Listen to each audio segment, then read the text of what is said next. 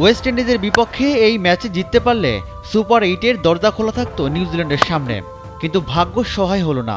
রুদ্ধশ্বাস ম্যাচে কিউইদের 13 রানে হারিয়ে সুপার 8-এর টিকিট কাটল ওয়েস্ট ইন্ডিজ। টানা 2 ম্যাচ হেরে নিউজিল্যান্ডের ভাগ্য এখন ঝুলে রইল অনেক সমীকরণের উপর।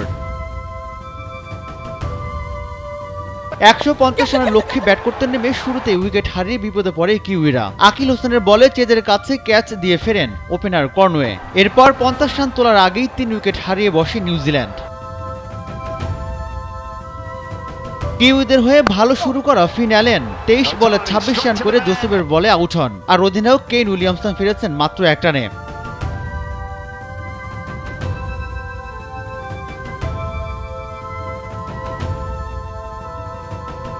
এরপর অবশ্য গ্লেন ফিলিপস কিছুটা প্রতিরোধ করার চেষ্টা করেন, তবে তাকে বেশি দূর যেতে দেননি জোসেফ। 23 বলে 40 রান করেন ফিলিপস। তার বিদায়ে ম্যাচ থেকে পুরোপুরি ছিটকে পড়ে নিউজিল্যান্ড।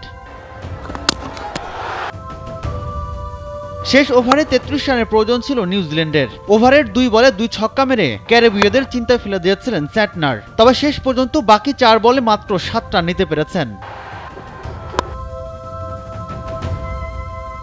উইন্ডিজের হয়ে 19 রান দিয়ে 4 উইকেট নিয়েছেন আলজারি জোসেফ। গুদাকেশ মতি 4 ওভারে 25 রান দিয়ে নিয়েছেন 3 উইকেট।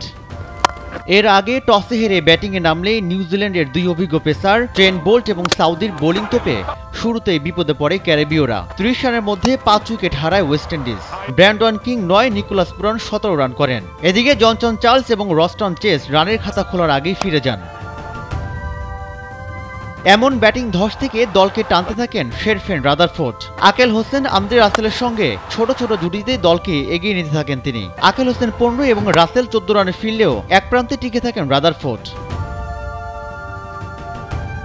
তার শেষ 3 ওভারের ঝড়ে লন্ডভন্ড হয়ে যায় নিউজিল্যান্ডের বোলিং লাইন আপ। 39 বলে 2, 4 এবং 6 ছক্কার মারে 68 রানে অপরাজিত থাকেন রাদারফোর্ড। তাতেই ক্যারিবীয়দের সংগ্রহ দাঁড়ায় 9 উইকেটে 149 রান।